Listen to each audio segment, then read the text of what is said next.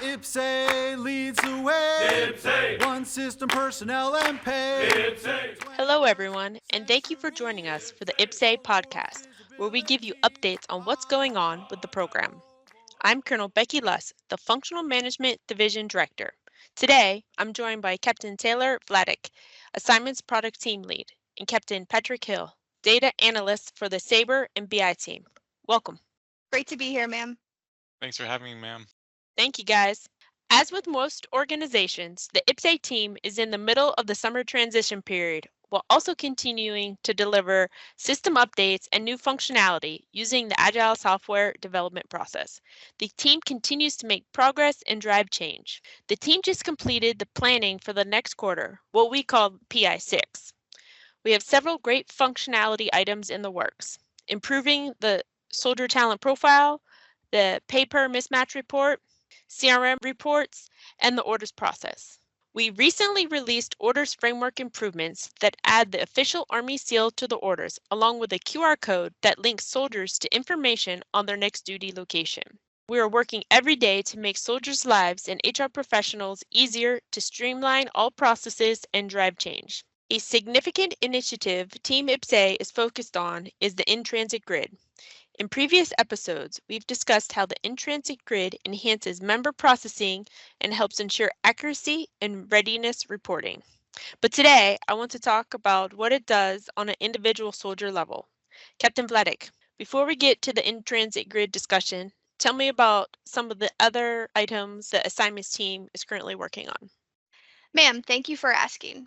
We are currently working on two exciting enhancements that I will believe will be very beneficial for all users.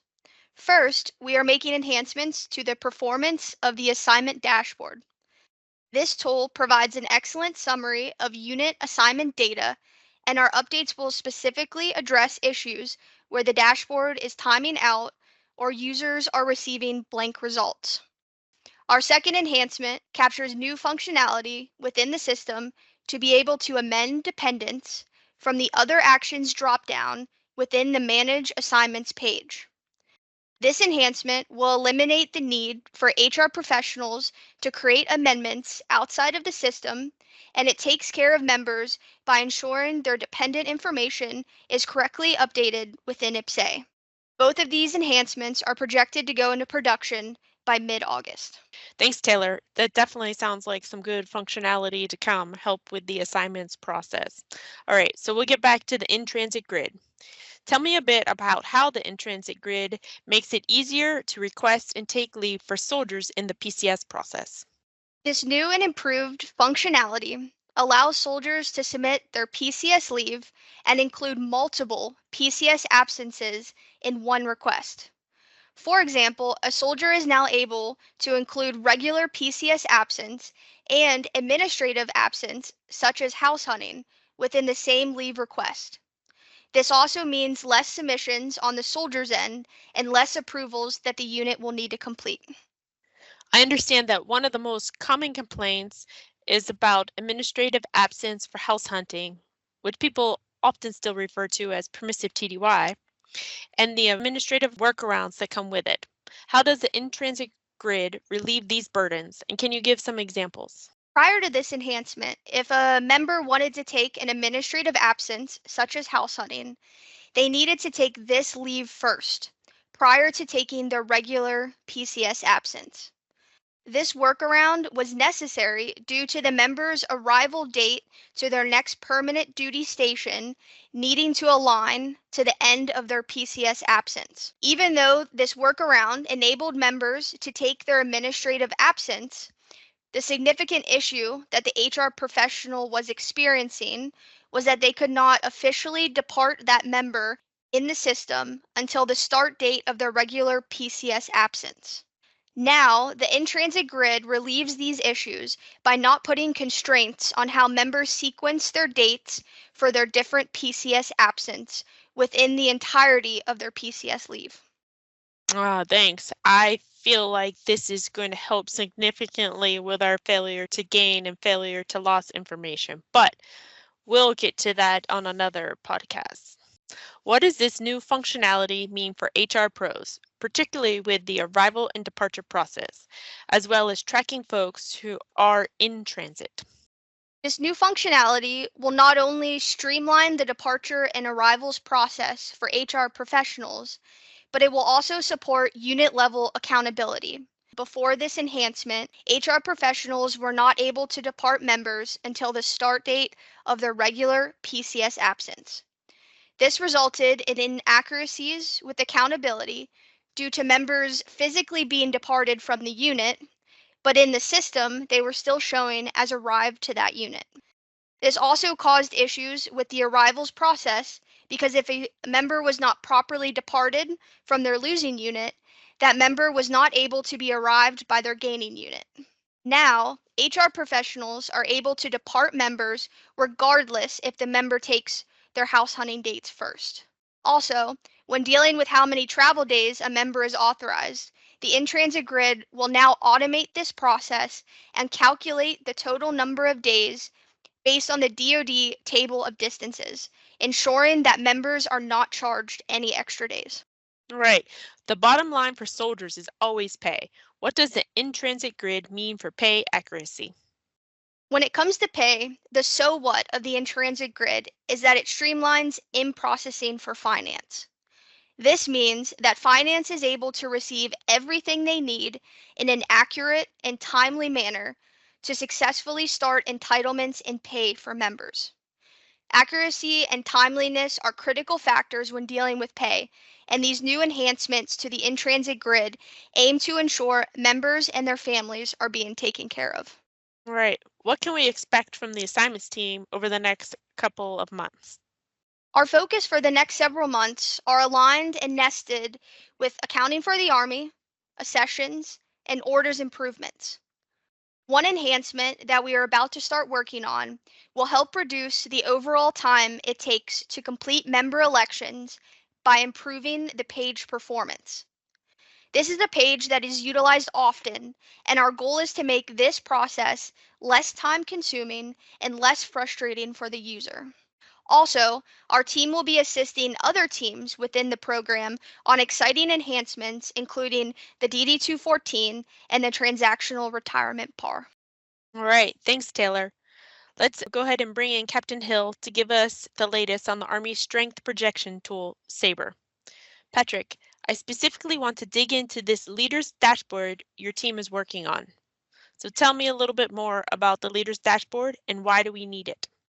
Thank you, ma'am. So the Leaders Dashboard is an upcoming enhancement within SABIR, which will enable Army leaders to view standardized reports in a single area that provide both a consolidated summary as well as individual details of their key unit personnel metrics.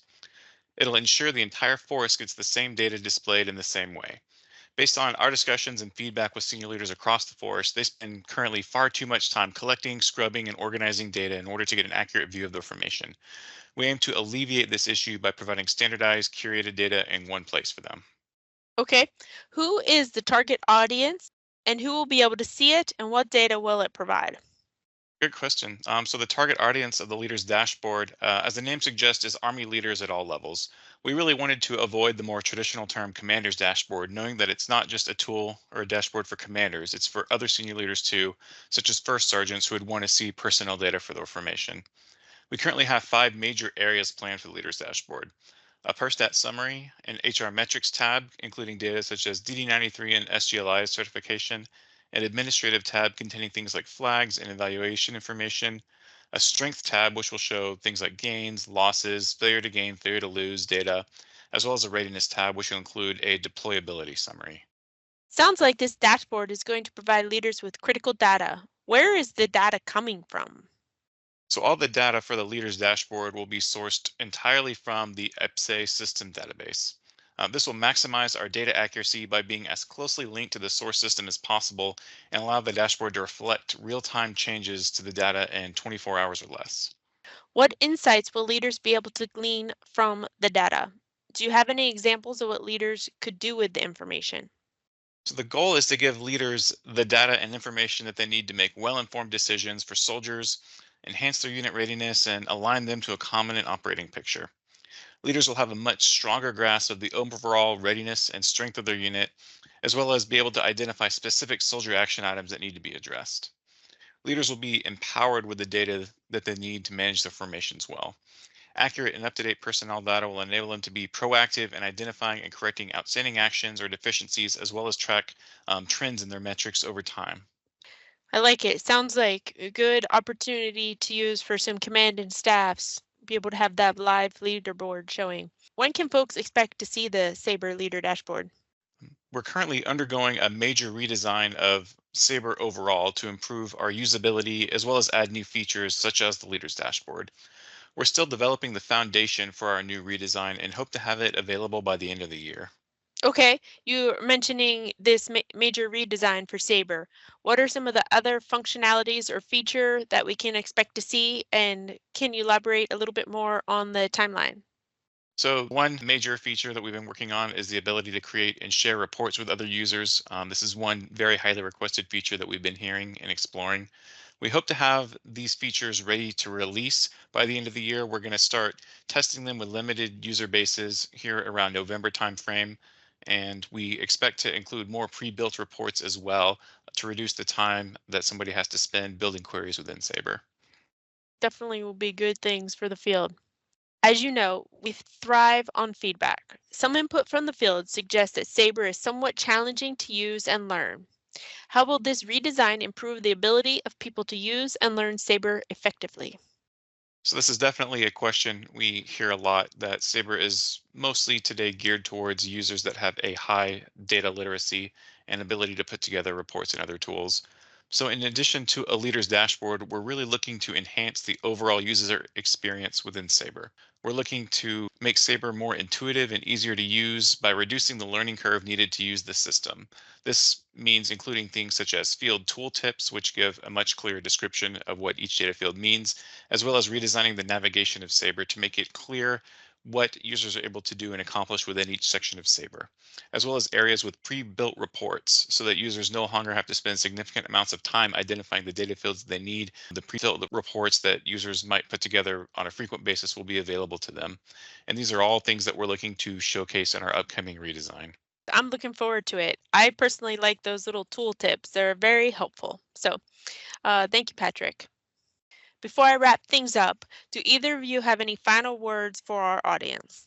So we always value feedback from our users. So if anybody wants to see SABIR demos and has feedback on the operation of SABIR, we do host bi-weekly SABIR demonstrations in the IPPS-A Drive the Change meeting. Yes, drive the change. Every other Friday morning, 09 Eastern Standard Time, we show you the functionality that we released the night before. It is recorded for those that can't listen at that time. All right, Taylor, anything from you?